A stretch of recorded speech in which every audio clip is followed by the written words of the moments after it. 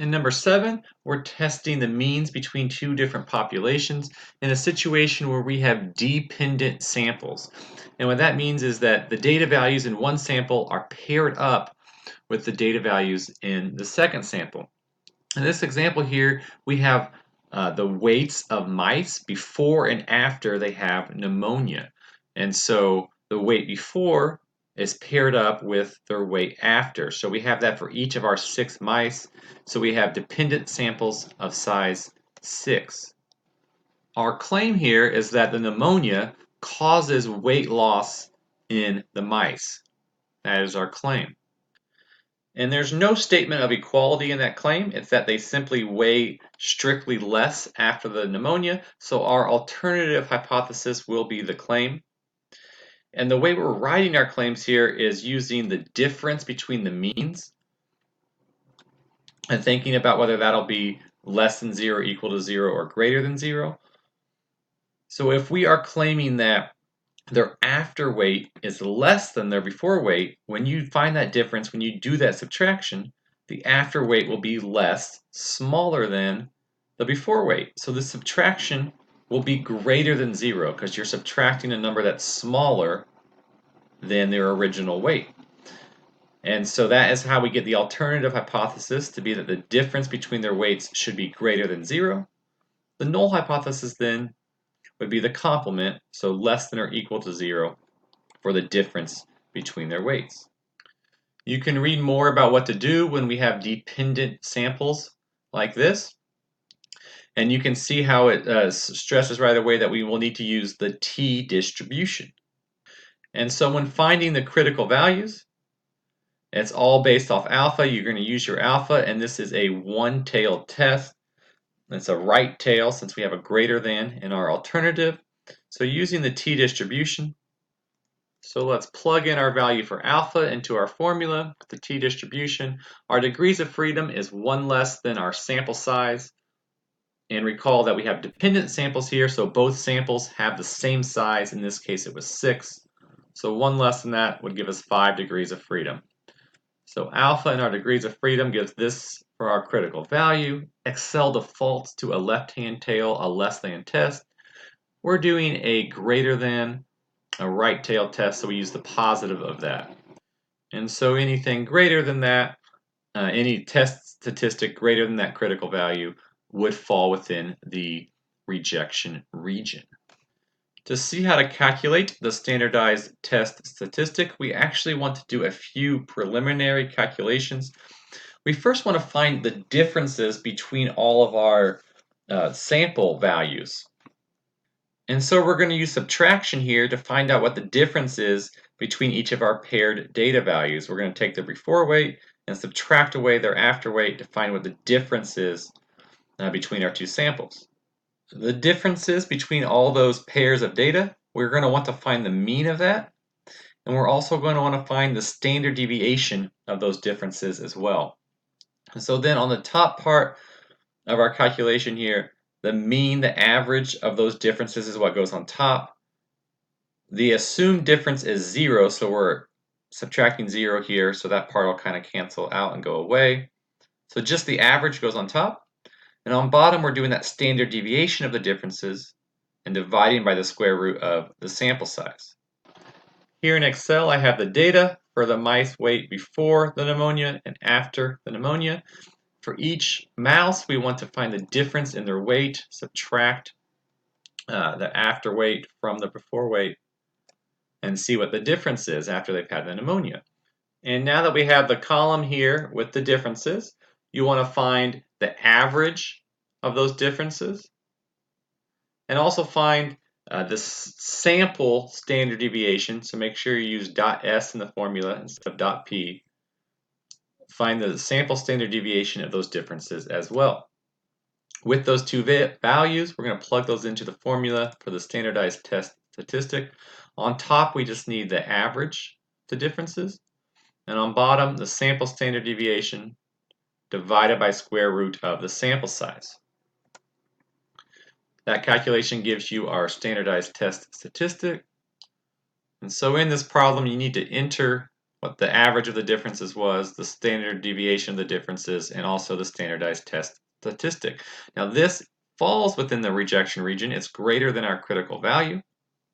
So we will reject the null hypothesis. Whenever you reject the null hypothesis, that means there's enough evidence to support the alternative. In this case, the alternative was the claim, so there is enough evidence to support the claim that pneumonia is causing weight loss. Number 8 is similar to number 7 in that we have dependent samples. In this problem, a company wants to determine whether its consumer product rating has changed from last year to this year. So our first population mean that we care about is the consumer rating from last year.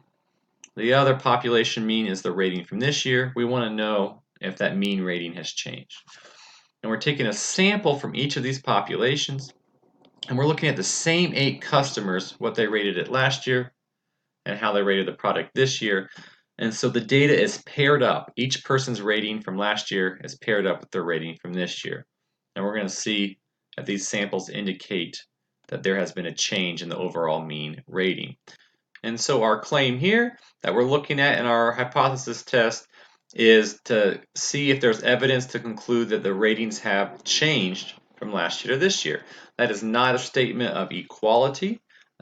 It's unequal, that the ratings have either gone up or gone down, that they're different. So our claim here is going to be the alternative hypothesis, that the difference between the mean rating, if we looked at their difference, it would not be equal to 0 because the ratings are not the same. Our null hypothesis then would be that the difference between the ratings is equal to 0, which would be the case if there has been no change at all in the overall rating.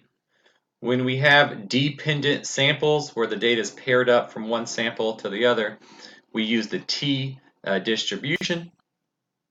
And doing that here to find the critical values, we have a two-tailed test since our alternative hypothesis was not equal to. So you take alpha and divide it in half to split it between the two tails. That's what your first input is. And then your degrees of freedom, which is one less than the sample size. And that gives us our critical value. And by the symmetry of the t-distribution, we have the two critical values are the negative and positive of that. So anything less than the negative is in the rejection region, and any test statistic that's greater than the positive is also in the rejection region. Now to find the test statistic, we first want to find the differences between all the paired data values. We're going to average those differences. And we're also going to find the standard deviation of those differences. On top, we put the average of those differences. On bottom, we put the standard deviation of the differences divided by square root of the sample size. Here we have our data, the consumer's rating last year and this year. Let's find the difference between those data values, between those ratings.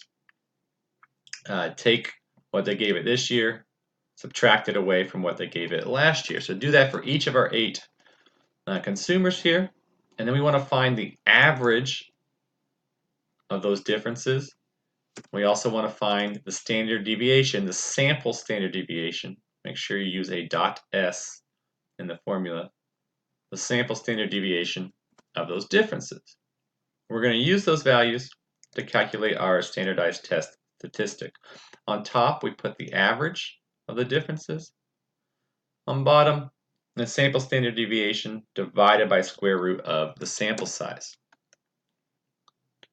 And so in the problem, we want to input the average of the differences, the sample standard deviation, and then the test statistic. And analyzing that, it is not in the rejection region. And since it's not in the rejection region, we fail to reject the null hypothesis, which means there's not enough evidence to support the alternative hypothesis. In this context, it means there's not enough evidence to support the claim, since the alternative hypothesis was the claim that the ratings have changed from last year to this year. To wrap up this video, I wanted to show a tip on how to use drag and drop in Excel, in case anyone wasn't aware on how to do that. So we're finding the differences between our dependent samples here. We're taking that first value from the first sample and subtract the paired value with it from the second. Now I don't need to retype that in every time. I can select that cell where my formula is, and notice how my cursor changes when I go to the bottom right. I click there and just drag down for all my 8 sample data here. And Excel's smart. It started with A2 minus B2. The next cell changes automatically to A3 minus B3, and so on when I do that drag. And so that is a faster way to input the same pattern formula over and over again in Excel.